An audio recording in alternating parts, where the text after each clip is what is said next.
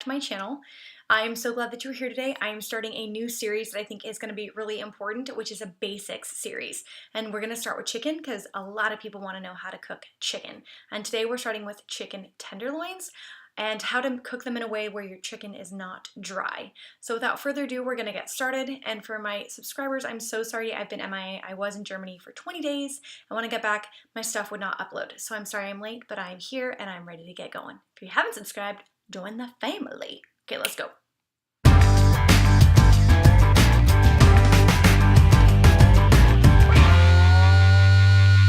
So for our first part of the chicken and how to cook it, we're actually going to be talking about how to cook a couple other things. We're going to start with some chicken tenderloins, as I already said. We're just going to be putting it inside of a baking dish.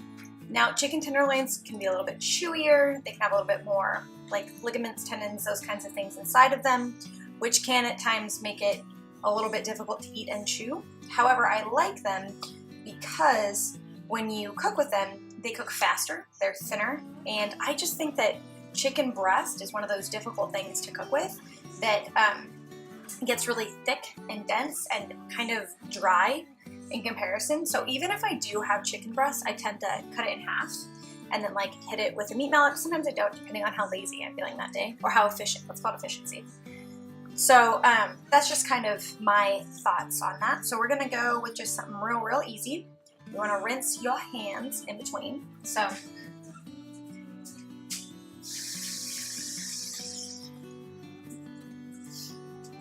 and then I've already prepped all the ingredients, so you don't actually have to measure them. I just kind of do this for the sake of the video.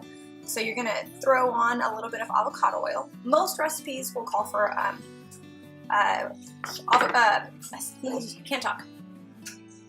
olive oil. And I don't like to cook with that because at high temperatures it can break down. And olive oil has gotten so popular that companies have started to cut it with other oils that are not good for you, such as PUFAs, which are polyunsaturated fatty acids. I talk about that a lot in my videos. They have all kinds of negative effects on your health, so I don't recommend eating those. So trying to find a high quality one. I talked about it in my fats video for ketogenic diet, and I had some great subscribers let me know that Costco does have high quality olive oil, so I will be purchasing some of that next time we go. But for high temperatures regardless, I still use avocado oil. Now I've kind of smeared on this garlic, minced garlic. You can kind of mix it. Some people use Ziploc baggies, but since I choose not to use plastic in my house, I try to eliminate as many Ziploc bags as I can.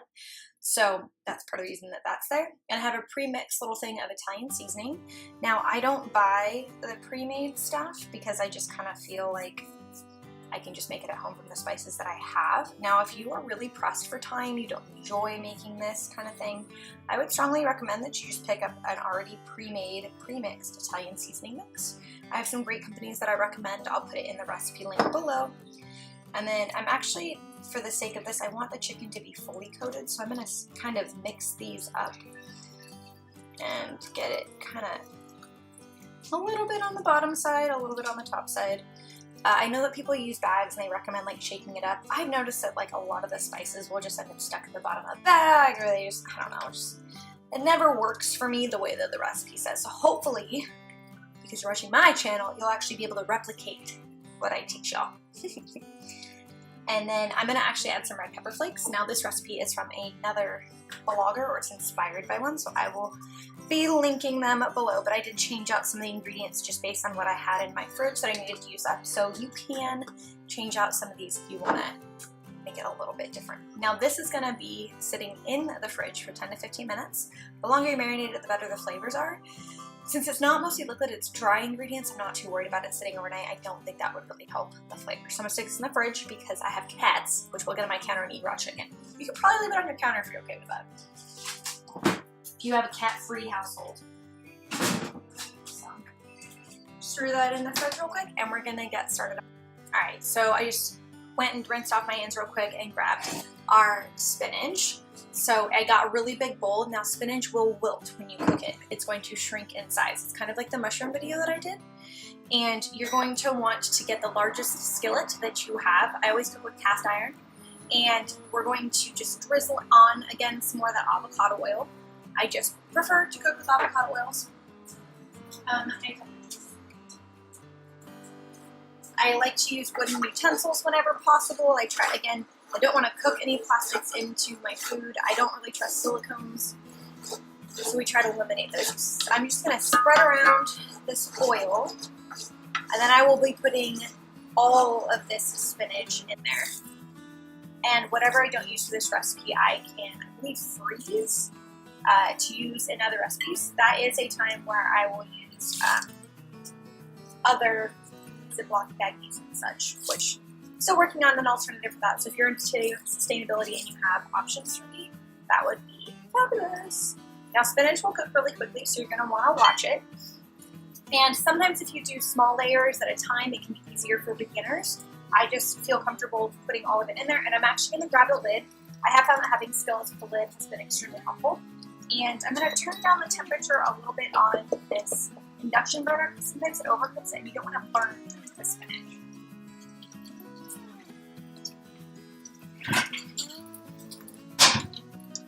So I just grab my lid, I'm going to throw that on here, make sure it's at a low temperature, and I actually am going to kind of watch this a bit, make sure that it's cooked right. Now the best part of this ingredient, what I love about the ketogenic diet, is the high fat portion. So I have some cream cheese that I'm warming in my mini convection oven. I do not use a microwave because it destroys the nutrients in your food. If I'm going to pay for organic and have all these foods, I want all the nutrients I can get into my body as much as possible, especially because our soil is kind of depleted in America, and so a lot of those minerals and nutrients that you need don't even get into the food to begin with. So I'm not going to cook them out of that, and I'm not going to add poisons to it with, like, the pans and things. So it's in there. I put it on the convection bake setting, and then I just heat it up until I kind of put my finger through it. And we're going to be topping this off with some cream cheese, Asiago cheese, and mozzarella cheese. I'm going to show you a trick with some string cheese. Would recommend cleaning as you go if you're a newbie, just because you don't want to have a big mess at the end. And I use extremely, extremely hot water on that cutting board, and I just let it run and kill all that bacteria for a little bit. Chicken, poultry is kind of difficult like that. Now, if you're new cook, I would highly recommend you use some palm to flip the spinach. And if you do burn little pieces, that happens, just take them off. You don't want to have that burnt flavor in your food. Keep that original bowl handy so that you can kind of toss the finished spinach in there. And as you can see, it's real easy. It starts to clump together. All that good stuff. And I get really impatient, and I walk away and I do dishes and all kinds of stuff. So I'm not, the perfect chef when it comes to recipes that require patience. So I try to pick ones that are simple and enjoyable, obviously. So see, that one burnt pretty good. Just use the tongs, scrape it off, and you are good to go. So we're gonna put that lid on there. Turn everything off and call it good while we get the cheeses ready.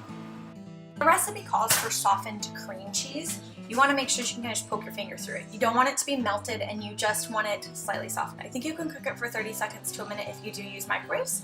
And then I have over here, I have some of the Asiago cheese. I did get some pre-sliced. I will say that in pre-sliced cheeses that they do have preservatives and they go bad a little.